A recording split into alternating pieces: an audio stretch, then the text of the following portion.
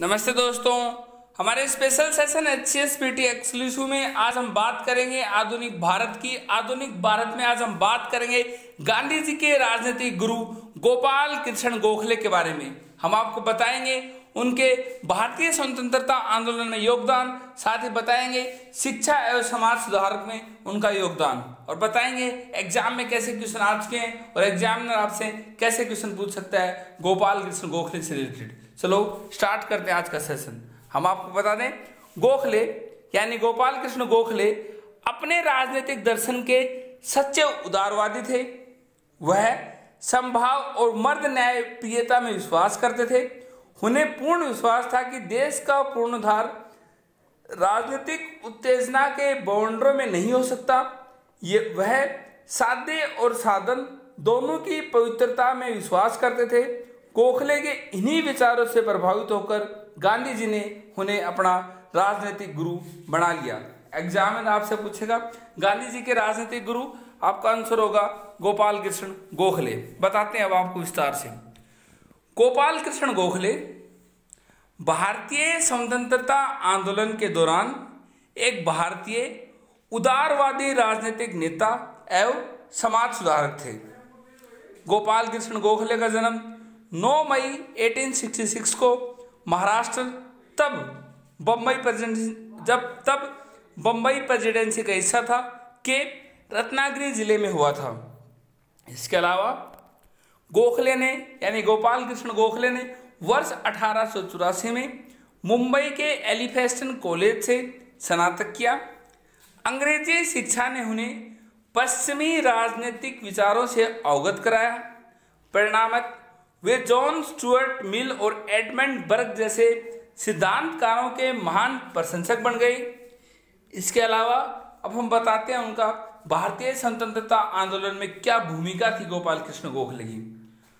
गोपाल कृष्ण गोखले वर्ष 1889 में भारतीय राष्ट्रीय कांग्रेस के सदस्य बने। हम आपको बता दें, भारतीय राष्ट्रीय कांग्रेस की स्थापना 1885 यानी 1885 में हुई थी और गोपाल कृष्ण गोखले इसके सदस्य बने 1889 यानी कि 4 साल बाद। और एक प्रमुख समाज सुधारक MG रनाडे यानी महादेव गोविंद रनाडे के प्रभाव में आए। MG रनाडे एक प्रमुख समाज सुधारक थे, उनके प्रभाव में आए गोपाल कृष्ण गोखले। वर्ष 1905 में भारतीय राष्ट्रीय कांग्रेस के बनारस अधिवेशन के गोखले अध्यक्ष पद के लिए चुने गए। एग्जाम में क्वेश्चन आएगा, किस राष्ट्रीय कांग्रेस अधिवेशन के लिए गोपाल कृष्ण गोखले जी अध्यक्ष चुने गए? आपका आंसर होगा 1905 में। हम आपको बता दें, भारतीय राष्ट्रीय कांग्रेस का हर साल अधिवेशन होता था और हर साल उसका नया अध्यक्ष होता था, इसलिए गोपाल कृष्ण गोखले चुने गए 1905 के कांग्रेस अधिवेशन के लिए। और उसी वक्त जब लाला लाजपत राय यानी लाला लाजपत राय, बाल गंगाधर तिलक, बाल बिपिन चंद्र पाल, इन तीनों की तिगड़ी उस वक्त कांग्रेस के जो चले आ रहे रवैये यानी जो वो अहिंसक या उदारवादी तरीके से जो आंदोलन करते थे उनके विरोधी हो चुके थे। हम आपको बताते हैं, जब लाला लाजपत राय और बाल गंगाधर तिलक के नेतृत्व में नरमपंथियों और अतिवादियों के समूह के बीच मतभेद हो गए। अतिवादी में आते थे लाला लाजपत राय, बाल गंगाधर तिलक और बिपिन चंद्र पाल। और इन्हीं सब के दौरान वर्ष 1907 में कांग्रेस सूरत अधिवेशन में दोनों गुट अलग हो गए। यानी 1907 में कांग्रेस का अधिवेशन हुआ सूरत में, जिसमें दोनों गुट अलग हो गए। अतिवादी और नरमपंथी दोनों गुट अलग हो गए। एग्जाम में ये भी क्वेश्चन आता है कि कांग्रेस के दोनों गुट अलग कब हुए? तो आपका आंसर होगा 1907 के कांग्रेस अधिवेशन में। गोपाल कृष्ण गोखले ने अध्यक्षता कब की? 1905 के अधिवेशन में। और ये अतिवादी और नरमपंथी अलग कब हुए? 1907 के कांग्रेस अधिवेशन में।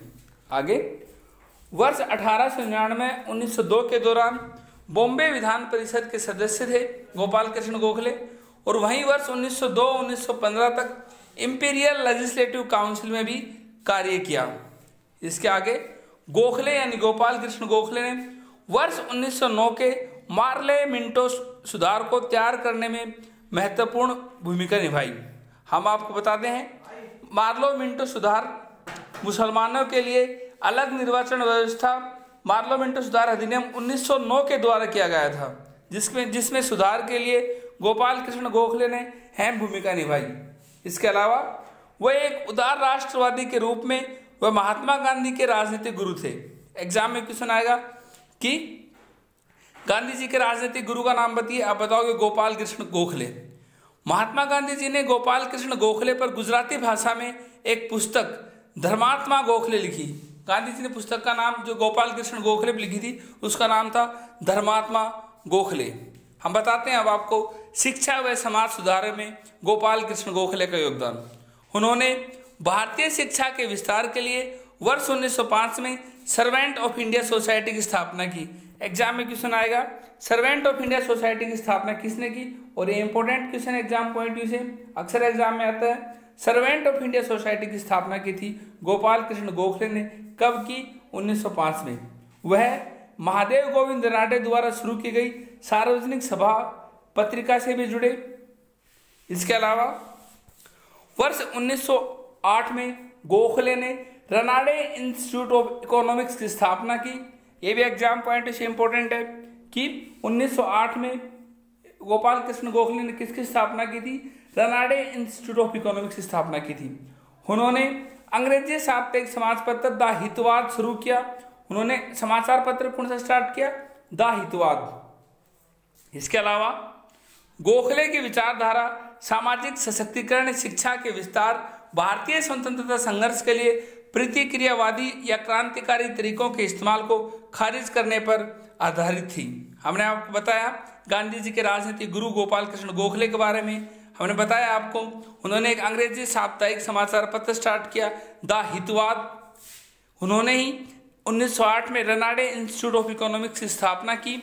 इसके अलावा एमजी रानडे सार्वजनिक सभा पत्रिका से भी जुड़े।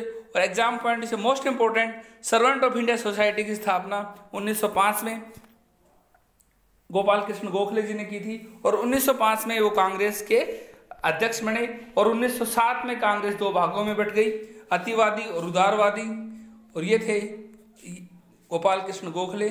हमारे आज के सेशन में इतना ही। Thank you.